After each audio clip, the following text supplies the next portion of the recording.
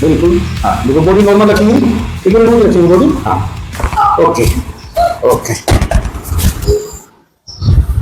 यहाँ ना, यहाँ दबाना शोल्डर, लूज करके रखेंगे, लूज आन देंगे, लूज लूज, लंबा सांस छोड़ेंगे, बस।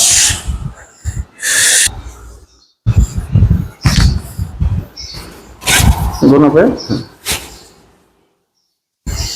लूज, लंबा सांस छोड़ेंगे, बस, लंबा सांस छोड़ेंगे, बस बस बस।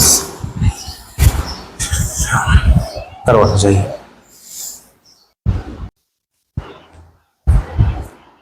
कहीं दर्द आ रहा है? नहीं। चल के देखिए जरा, चल के बताइए कैसे लग रहा है। ठीक है तो चलिए थोड़ा घूमिए, इधर आ जाओ बेटा।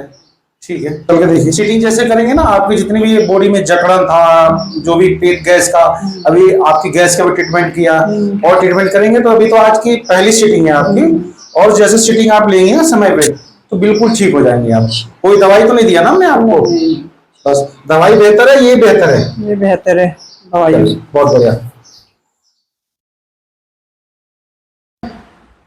छोड़ेंगे, ओके, लंबा सांस लेंगे, ढीला रखेंगे बॉडी को, बिल्कुल ढीला रखेंगे, ढीला रखेंगे, बस बस